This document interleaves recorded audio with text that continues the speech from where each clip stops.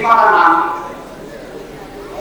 जब सारे यहाँ पहुंच जाएगा, मालूम हो जाएगा कि मौत जो बड़ा शुभ काम करती है, इस जन्म मरण से पीछे हो जाती है, जान बना देती है, तो फिर साधक डरेगा नहीं मौत से। समझ में आएगी ना मौत क्या है? कबीरदास ने एक बार बताया, जागरण से जगह मोह मना तब मरियों को पानी पूर्ण करना। वो आराधना करते हुए आपकी ऐसी स्थिति हो जाए, बेसब्री से उसका इंतजार करोगे कब आवे, पीछा छूटे इस झंझट से। और ये सब बदला जैसा जीवन जी रहे हो वैसे जीते आ जाए, छोड़ना कुछ नहीं पड़ता है, सीखने निकलते आदमी ऐसे ही रहोगे जैसे हो। उस आराधना से मतलब अंदर एक विकास हो जाएगा, प्रकाश हो जाएगा, अंधकार दूर हो जाएगा। देखिए हम सब जाते हैं मना पड़े, बचने का कोई इलाज है ही नहीं, फिर क्यों डरते हो? ये माया का दर्शन। मौत एक सबसे उच्चतम वरदान है, उसको माया में ऐसा डरावना बनाते हो मनुष्य डरता है। समझे? वो इस आराधना से आपकी माया का आवरण क्षीण हो जाएगा, ना हो जाएगा, असलियत आपको दिखने लग जाएगा। और कुछ नहीं होगा, जैसे हो वैसे रहोगे, शरीर में तो जान है ना, मगर आंतरिक विकास जो है वो हो जाएगा।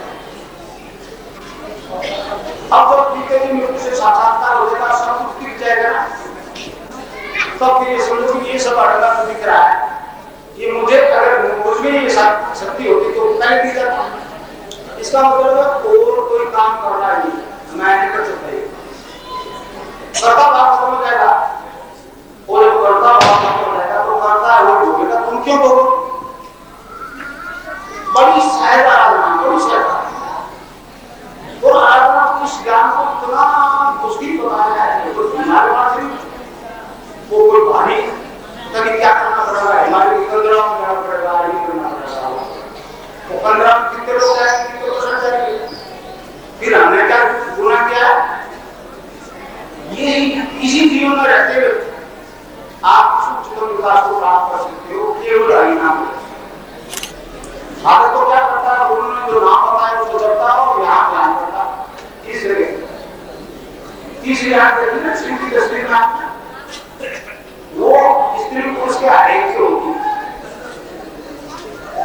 उसको दिव्य ज्योति कहते हैं, दीवान है वो अंदर होती है, ये आंखें एक बात होती है।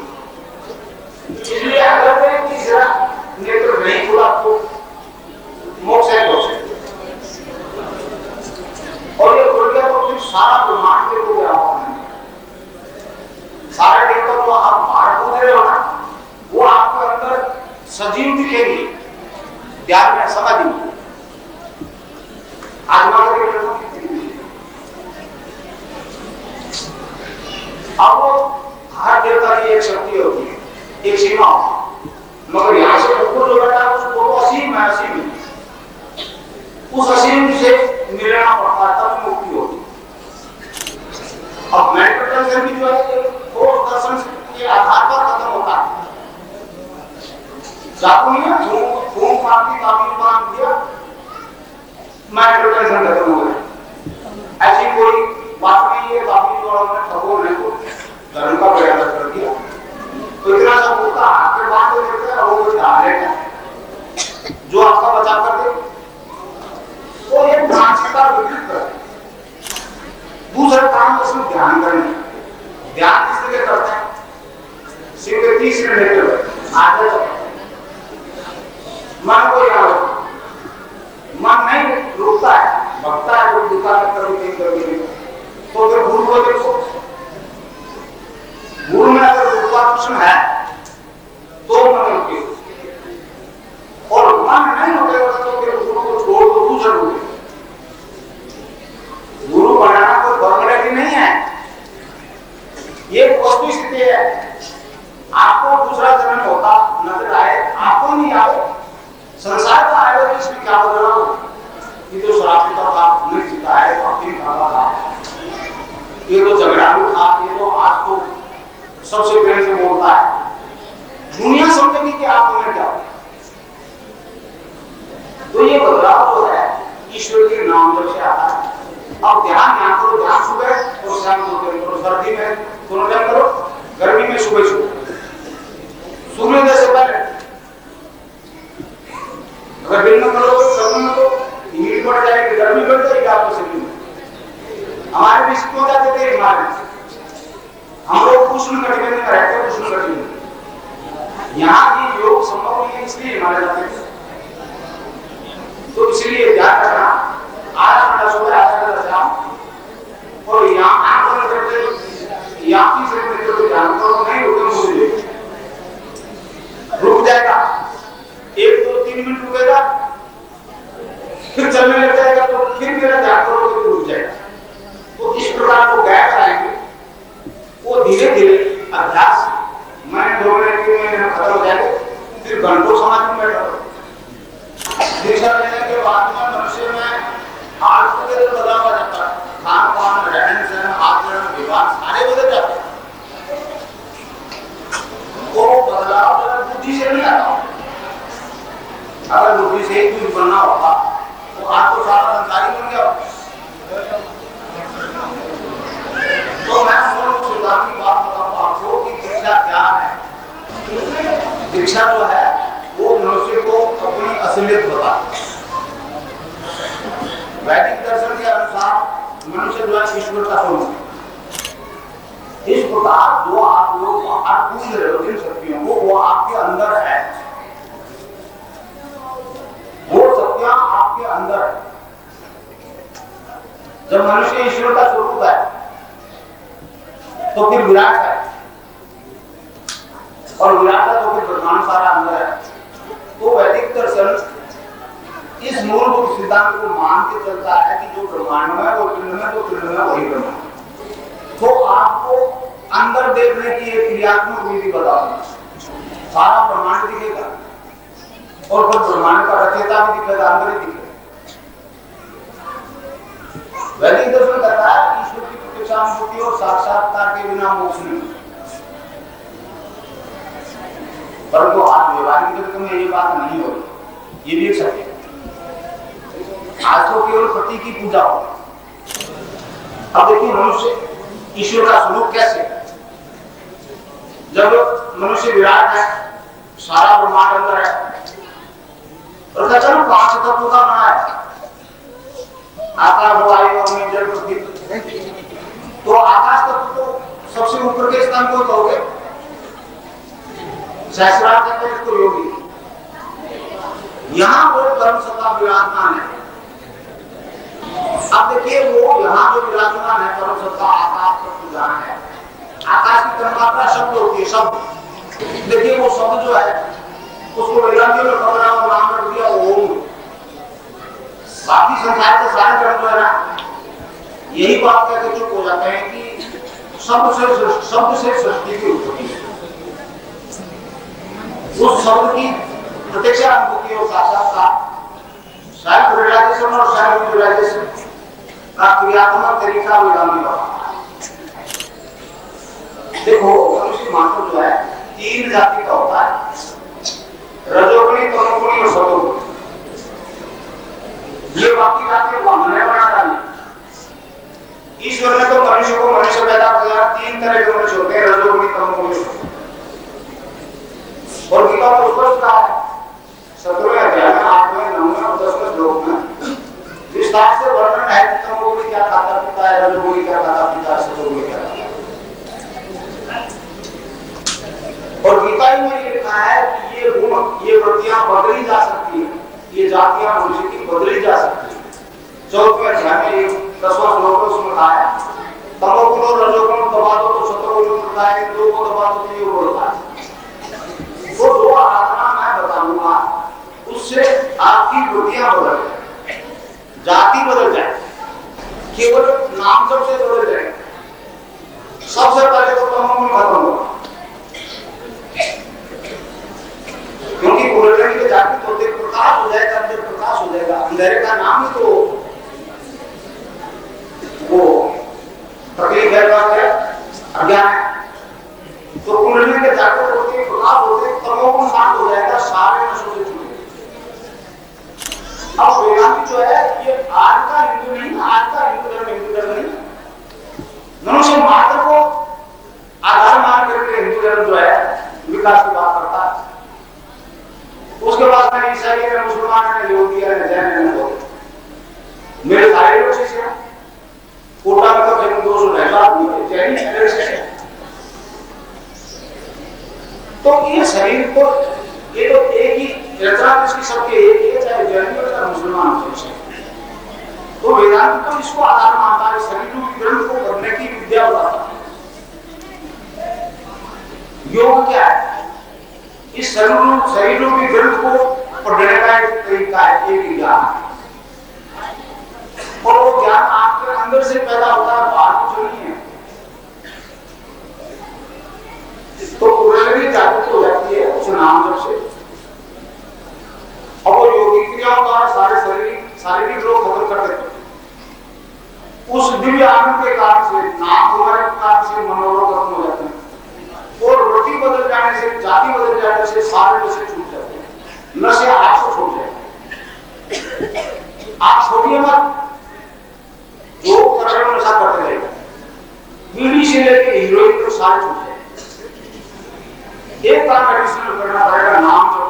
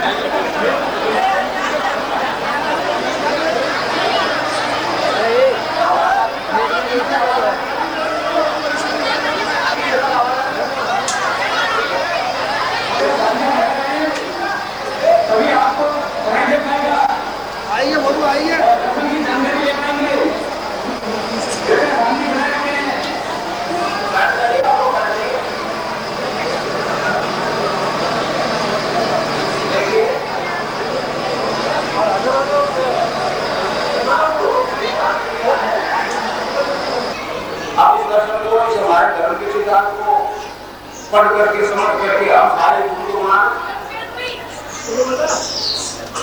मगर दूसरे धर्म में ऐसी कोई बात नहीं नजर आती।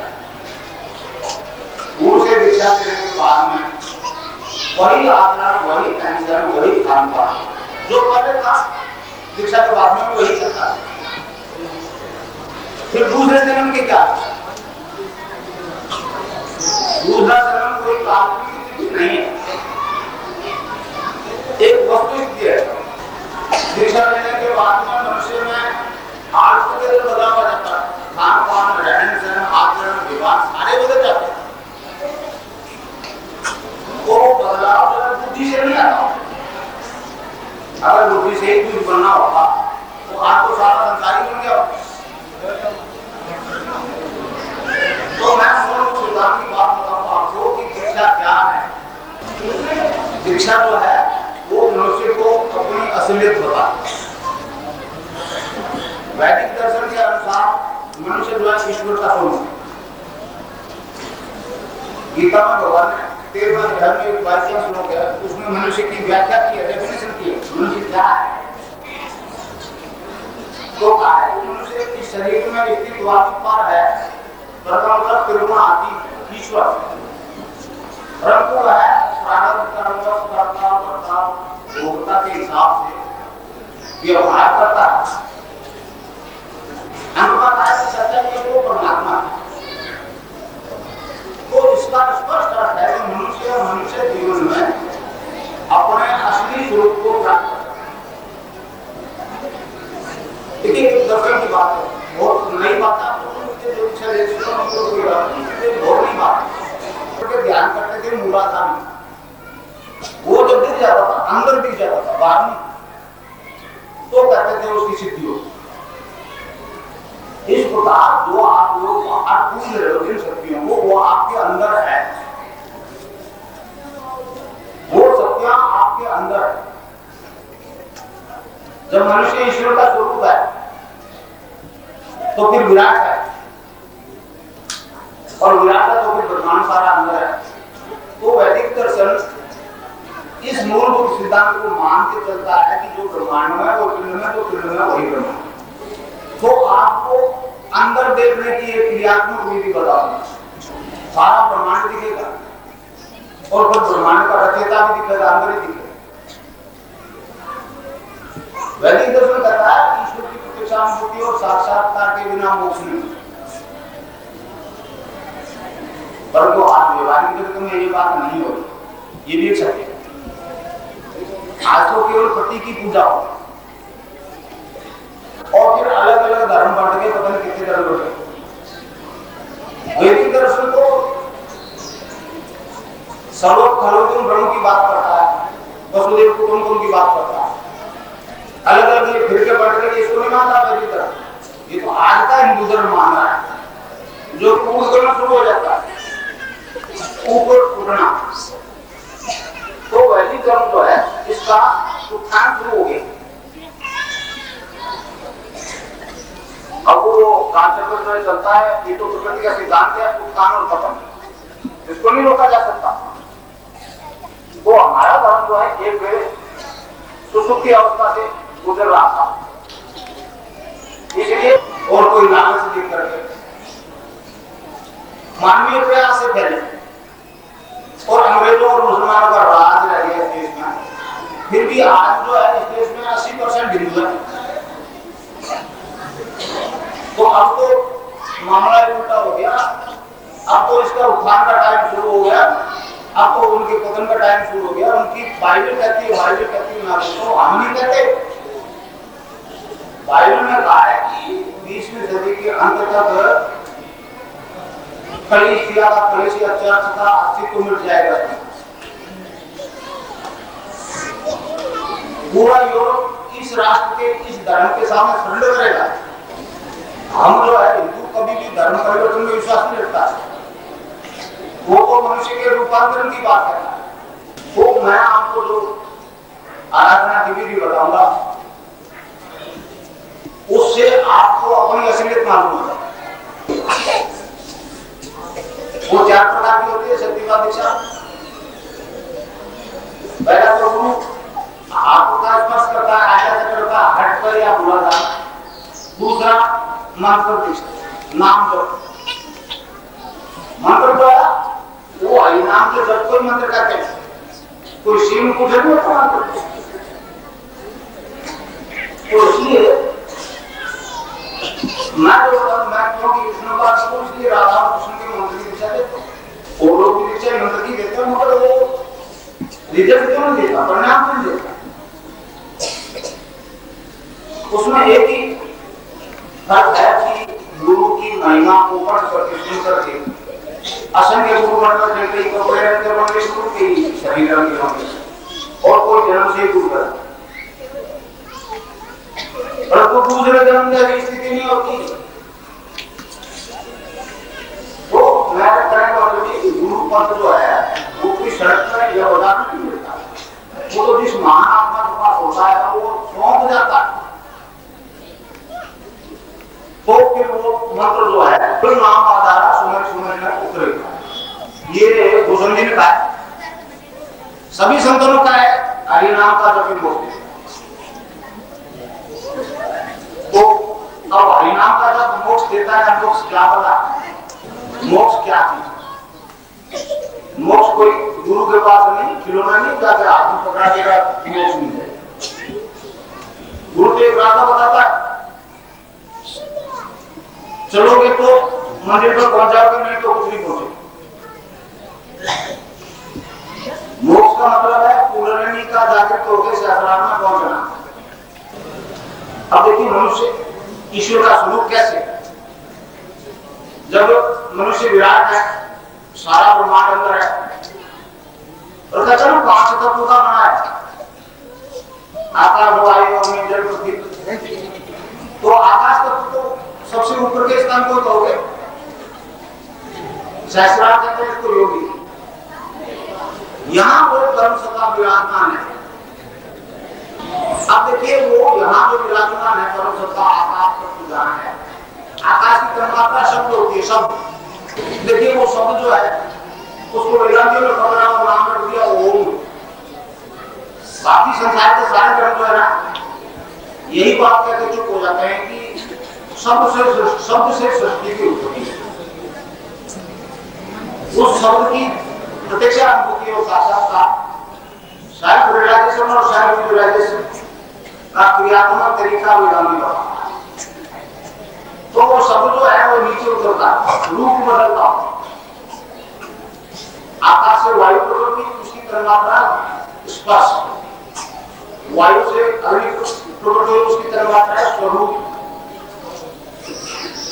अग्नि से जल प्रकृति उसकी तन्मात्रा स्वाद, जल में से पृथ्वी प्रकृति उसकी तन्मात्रा है।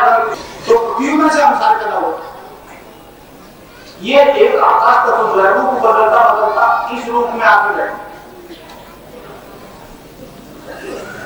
अब इस प्रक्रिया को उल्ट दो, ऊर्ध्वगमन करते हुए एक एक तत्व को जीतते हुए वापस अपने असली स्वरूप में जाने में क्या दिक्कत है? उड़ने जाते तो सहस्रार में पहुंचने का मतलब नहीं है। उड़ने जाते तो नहीं होगी तो मोक्ष का सपना ही नहीं है। मगर आज जो है उड़ने के नाम से लोग डरते हैं। आप कहीं जाओगे तो ये कहेंगे कि कुंडली का नाम करो, ये आज तक किसी की जाकर बोल सके कि नहीं, अगर जाकर करने को नशे कैसे छूटे। आज तो शराब भी छुड़ाते हैं लोग, अस्पताल में भर्ती रखते हैं, तो लाइन में उसको अरेस्ट करके रखते हैं, बड़ी मुश्किल से छोड़ता है, आदमी करके वैसे सकने लगता है। अफीम की हीरोइन की बात तो कल्पना से बाहर नहीं छूटती है। तो ये जो नशा छूटता है ये वैदिक दर्शन के एक ठोस सिद्धांत पर आधारित है। वैदिक दर्शन में वो कोई काल्पनिक स्थिति नहीं है, वो ठोस सिद्धांतों पर आधारित है। मान लो, कल्पना कर लो, ऐसा ऐसा कुछ भी नहीं है इस धर्म में। अगर आत्मा करते तो आत्मा के करते हैं, यहाँ आप इस चीज का ध्यान कर लो, ऐसा ध्यान कर लो, ऐसा। और एक तरफ हम कहते हैं कि कल्पना आती, फिर कल्पना भी नहीं पकड़ना आएगा, तो कल्पना ही है, कैसे ध्यान करो किसका था? तो ये एक दार्शनिक सिद्धांत है कि कैसे क्यों। देखो मनुष्य मात्र जो है 3 जाति का होता है, रजोगुणी, तमोगुणी और सतोगुणी। ये बाकी जाति को हमने बना डाली। ईश्वर ने तो मनुष्य को मनुष्य पैदा किया, 3 तरह के मनुष्य होते हैं, रजोगुणी, तमोगुणी और गीता तो स्पष्ट कहा है 17वें अध्याय में 8वें 9वें और 10वें श्लोक में विस्तार से वर्णन है कि तमोगुणी क्या खाता पीता है, रजोगुणी क्या खाता पीता है, सतोगुणी क्या खाता है। और गीता ही में ये लिखा है कि ये गुण, ये वृत्तियां बदली जा सकती है, ये जातियां मनुष्य की बदली जा सकती है। 14वें अध्याय में 10वां श्लोक उसमें कहा है तमोगुण और रजोगुण दबा दो तो सतोगुण उठता है, दो को दबा दो तो ये उड़ता है। वो 2 आराधना मैं बताऊंगा, उससे आपकी वृत्तियां बदल जाए, जाति बदल जाए, केवल नाम जब से बदल जाए। सबसे पहले तो तमोगुण खत्म होगा, क्योंकि गोल्डन की जाति तो देख प्रकाश हो जाएगा, अंदर प्रकाश हो जाएगा। अंधेरे का नाम ही तो वो तकलीफ है, अज्ञान है। तो कुंडली के जागृत होते प्रकाश होते तमोगुण शांत हो जाएगा, सारे नशों से छूट। भांग, गांजा, सुरभा, अफीम, शराब, हीरोइन सब छूट जाएंगे। और छूटने का कारण होगा आपके अंदर एक वृत्ति शांत होगी, तामसिक फ्लैक्सुअल निष्क्रिय होगी, तमोगुण शांत हो गया, इसलिए अंदर मांग नहीं होगी। झगड़ा तो तभी करता है, फायदा होता है तो मांग हो आप उसको नहीं पूरी करो। अब मांग नहीं तो फिर सप्लाई करना जरूरी नहीं होता। इसलिए आप लोग भी नशा कर रहे थे, उससे आपको घृणा होता है, बदबू आने लगती है, इसकी सुगंध आती है। शराब की बदबू आने लग जाएगी, निकलना नहीं छोड़ो। अब इनकी बदबू आने लग जाएगी, निकल नहीं छोड़ोगे, और नहीं निकलने से जो तकलीफ होनी है वो नहीं। तकलीफ तो जब होती है वो शैतान होती है आपके अंदर सक्रिय, वो मांग करती है, उसकी मांग पूरी नहीं करो तो आपको परेशान करती है। और जब अंदर मांग नहीं है तो फिर कोई जरूरी नहीं सप्लाई करना। और आदत ले लिया तो इतनी ज्ञानी होगी कि जीवन में उसको फिर नहीं मिल सकती। तो सबसे पहला काम तो ये वृत्तियां बदलने से नशे छूट जाते। तमाम होता है, फिर रजोगुण होता है, आदमी पूर्ण रूप से सतोगुणी हो जाता है। तो जो जाति में बदलना पड़ता है, सतोगुण में ये चाह है ना, चाहे अच्छे काम की, तो त्रिगुणातीत जाति में बदल जाता है। यहाँ से ऊपर चला जाता, आपको सारे मनोरोग खत्म हो जाते हैं। 80% बीमारियां मानसिक तनाव